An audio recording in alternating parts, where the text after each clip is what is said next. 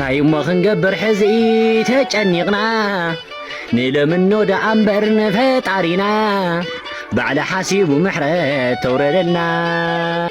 የእናቶች የማያቋርጥ እንባ፣ የወጣቶች የፊሽካ ድምፅና ከሞት ሽሽት ሕገወጡ የህወሓት ቡድን የሴራ ጭንብሉን አውልቆ ምድሪቱን ወደ ዳግም ጨለማ እየመራት ነው። እንደ ደቀን የሚሮመን አምስት ወዲ ኣብ ትግራይ እንተኾና ግፋ ኮይኑ ሊብያ ስዕድ ተኸድና ሞት ፍርዲ ኮይኑ ሕዝስ ምፍጣርና እኮ ኾንቱ ኮይኑ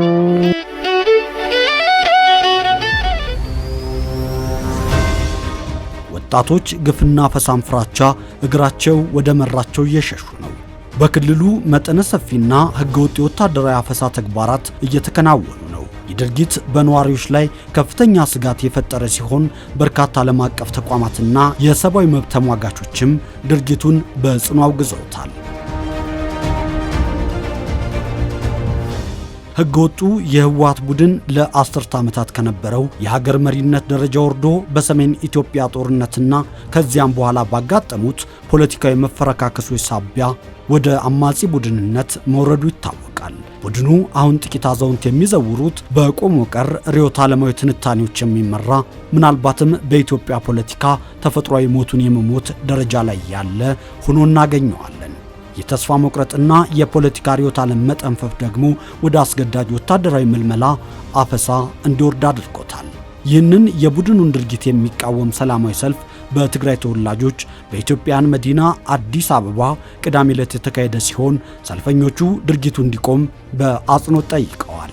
ትንታኔዎች ይህ የቡድኑ ድርጊት አሁንም የጥቂት አመራሮችን የስልጣን ፍላጎት ለማስጠበቅ የሚሄድበትን ርቀትና የደረሰበትን የህልውና ቀውስ በግልጽ ያሳያል ይላሉ። እንዴት? ወጣትን እያስገደደ ሌላ ዙር ጦርነት ውስጥ ካልገባሁ እያለ ቀረርቶ የሚያሰማበት ሁኔታ ነው ያለው። ወንጀል መሆኑ ነው ሊሰመርበት የሚገባው። ይሄ ማህበራዊ ቀውስ ወዘተ በሚል ብቻ መገለጽ ያለበት አይመስለኝም።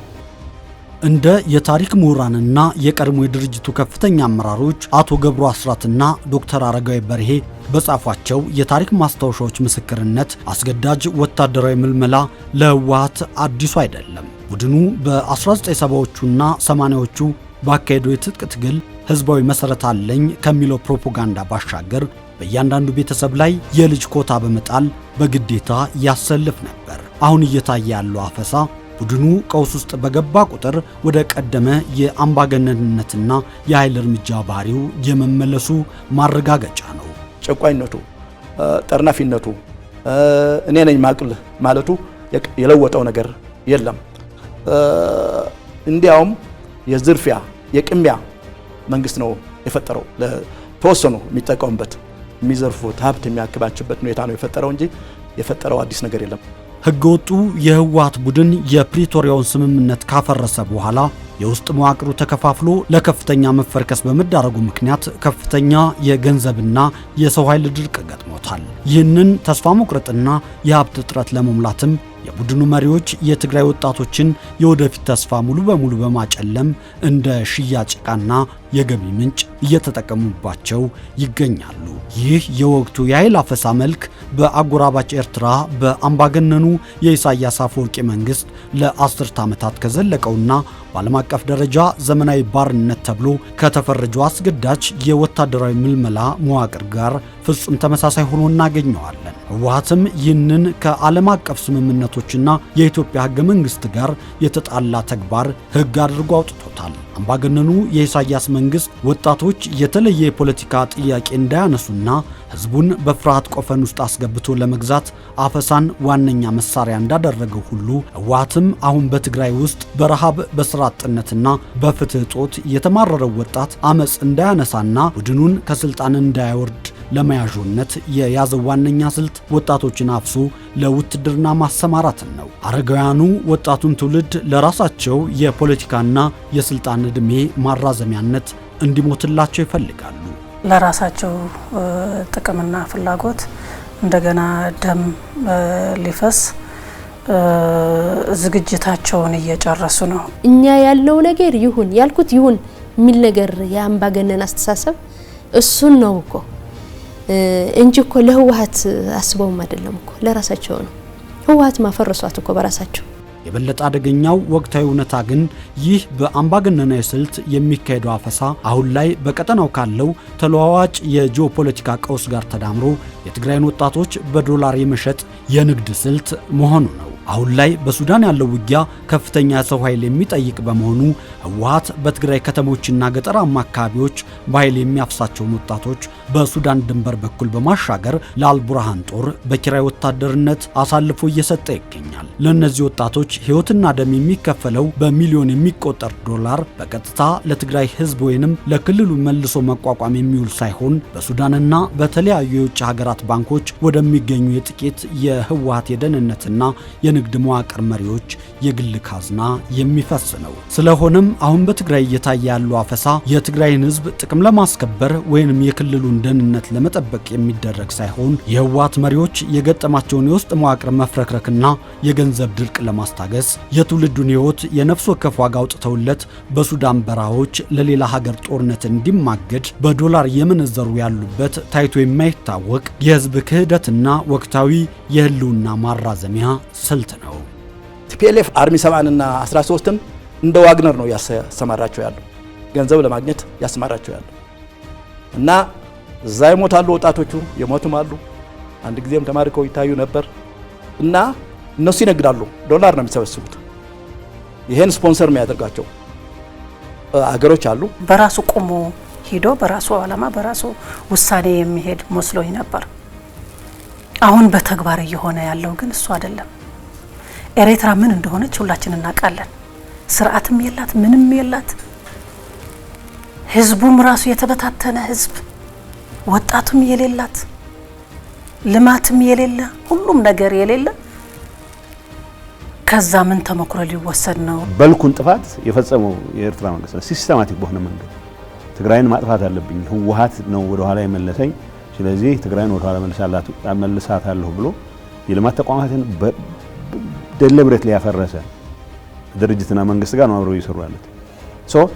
ለራሳቸው ህልውና ሲሉ የማያስይዙት ሀብት የለም እና የትግራይን ህዝብ ነው አሁን ኮላተራል እያስያዙ እድሜያቸውን ለማራዘም ጥረት እያደረጉ ያሉት።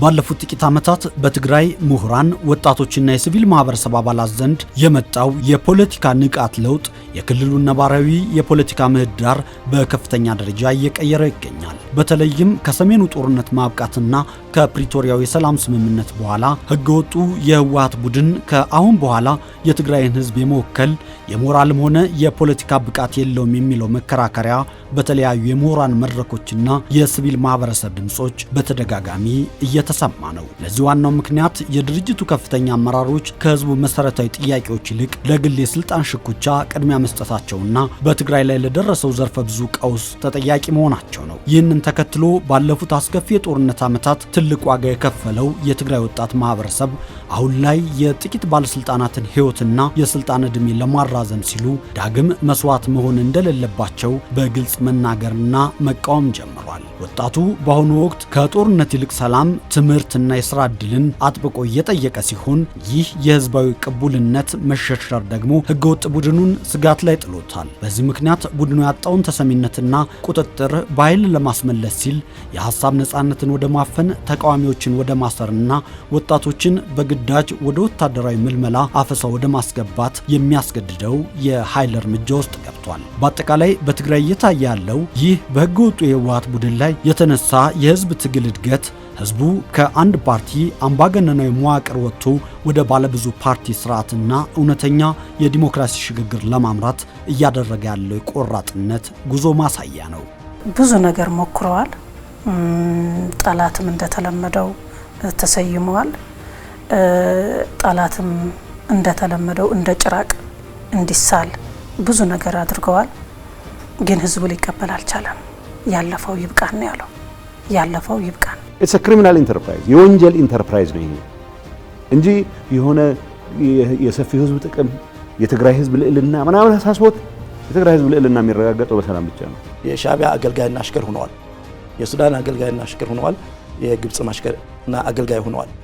በህገ ወጡ የህወሓት ቡድን የተሳሳተ ስሌት፣ እብሪትና ጭካኔ የትግራይ ህዝብ ለሞት ለስደትና ችግር መዳረጉን ሪፖርቶች ያሳያሉ።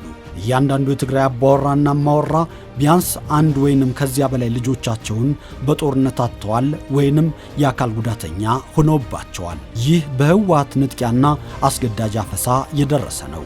ማህበረሰባዊ ጠባሳው ህዝቡ ዳግመኛ ለህገ ወጡ የህወሓት ቡድን የጦርነት ጉሰማ ምላሹ እምቢታ እንዲሆን አድርጓል። በአንጻሩ የትግራይ ህዝብ ፍላጎትና መሻቴ ሰላም፣ መልሶ መቋቋምና ልማት ነው ብሏል። ህገ ወጡ የህወሓት ቡድን ግን አሁንም ልጆችን ከቤተሰብ እቅፍ ነጥቆ ለመውሰድ የሚያደርገው አፈሳ በህዝቡና በቡድኑ መካከል ያለውን ገደል የበለጠ አስፍቶታል።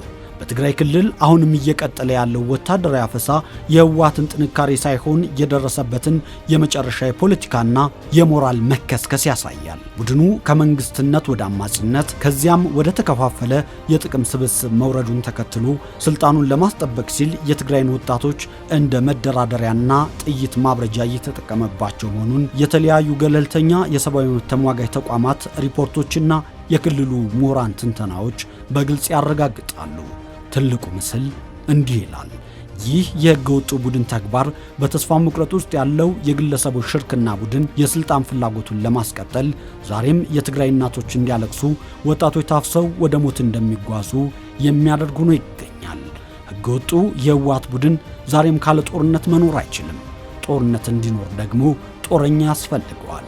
ቡድኑ ወጣቶችን ለዳግም መስዋዕትነት ዛሬም እያስገደዳቸው ነው። ወጣቶች ይህንን በመቃወም አካባቢውን ጥለው እየሸሹ ናቸው። የተቃውሞ ድምጾች ከትግራይ እየተሰሙ ነው።